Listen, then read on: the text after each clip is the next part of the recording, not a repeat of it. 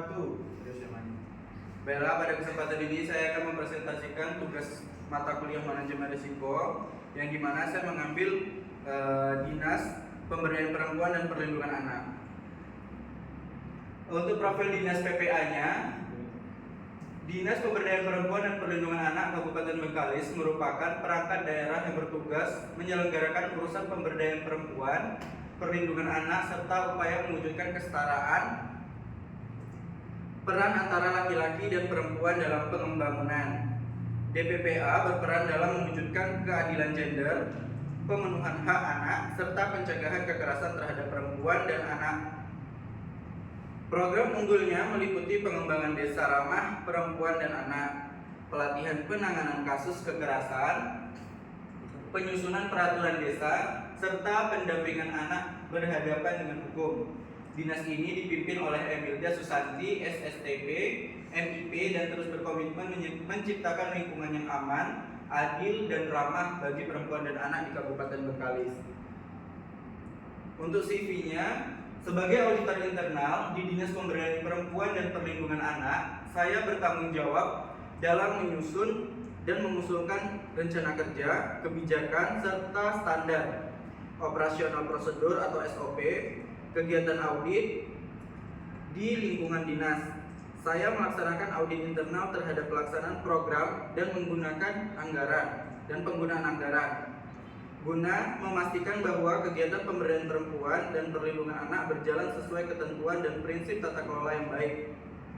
Selain itu, saya menyusun rekomendasi perbaikan berdasarkan hasil audit yang memberikan layanan konsultasi kepada unit kerja terkait penguatan sistem pengendalian internal, manajemen risiko, serta kepatuhan terhadap regulasi yang berlaku. Saya melakukan monitoring dan evaluasi terhadap tindak lanjut hasil audit internal maupun eksternal, termasuk audit yang dilakukan oleh BPK, inspektorat, atau pengawas fungsional lainnya. Berikut adalah struktur organisasi manajemen risiko. Selanjutnya ada visi dan misi manajemen risiko. Untuk visinya sendiri, terwujudnya pengelolaan risiko yang terintegrasi, efektif, dan berkelanjutan untuk mendukung tata kelola pemerintahan yang akuntabel, adil, serta responsif terhadap isu perempuan dan anak.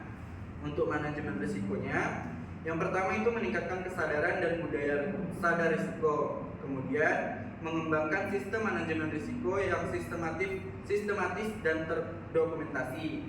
Selanjutnya, mengidentifikasi, menilai, memantau, dan mengendalikan risiko. Selanjutnya, mendukung pencapaian tujuan program dan kinerja organisasi. Dan yang terakhir, meningkatkan efektivitas layanan publik. Berikut adalah struktur organisasi dari Dinas PPPA. Selanjutnya, untuk visi dan misinya. Yang pertama itu visinya, terwujudnya Kabupaten Bengkalis yang bermarwah, maju, dan sejahtera. Bermarwah, memiliki kebanggaan sebagai masyarakat yang bermartabat dengan terbentuknya karakter masyarakat berpengetahuan dan memiliki keunggulan kompetitif berdasarkan landasan keagamaan dan kebudayaan.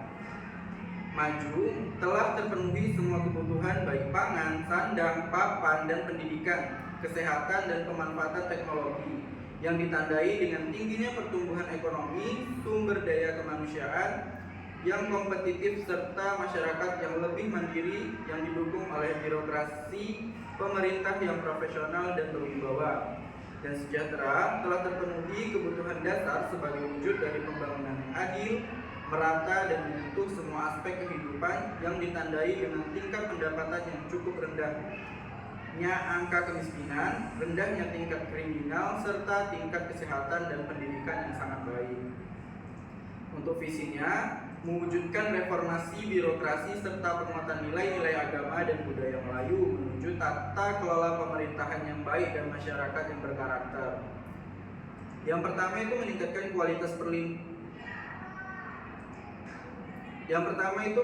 kualitas perlindungan terhadap anak dan pemenuhan hak anak, termasuk anak berkebutuhan khusus dalam mewujudkan Bengkalis menuju kota yang layak anak.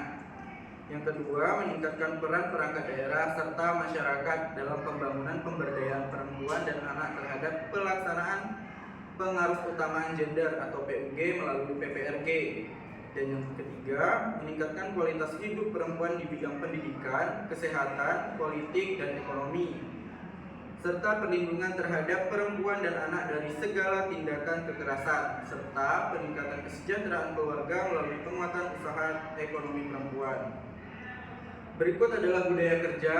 Yang pertama itu integritas, selalu menjunjung tinggi kejujuran, tanggung jawab, dan etika dalam setiap tindakan. Yang kedua, keadilan gender, memastikan kesetaraan hak, akses, dan peluang bagi semua gender.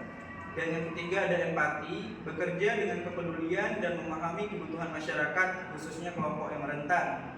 Dan yang keempat ada akuntabilitas, bertanggung jawab terhadap hasil kerja, terbuka terhadap evaluasi, dan siap diawasi. Dan yang kelima ada kolaboratif, yaitu membangun kerjasama yang kuat dengan berbagai pihak demi tujuan bersama. Berikut adalah tujuan dan sasaran dinas. Tujuannya terwujudnya masyarakat yang berkarakter, dan sasarannya terwujudnya peningkatan peran perempuan pembangunan melalui agenda perempuan berdaya keluarga sejahtera.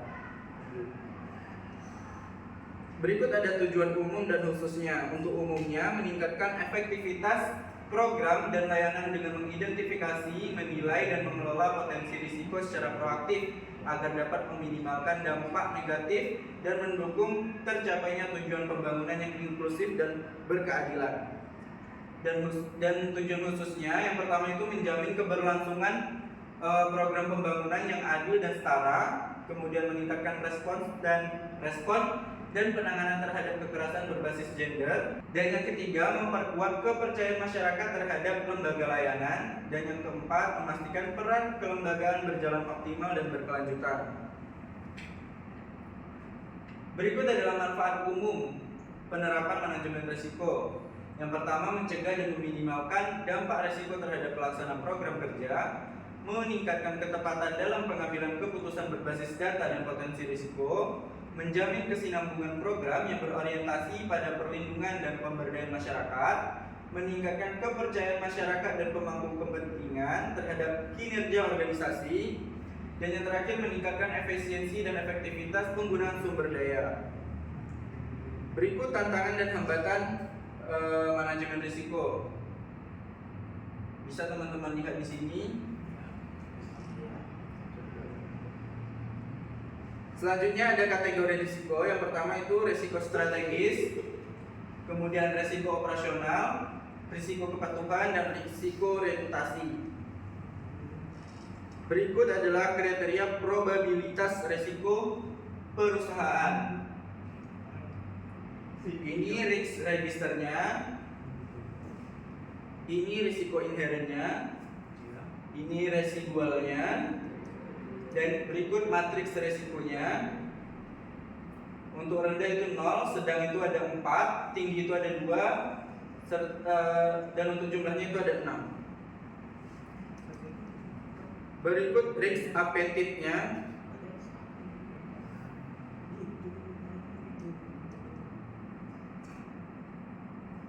Baik, sekian dari presentasi saya.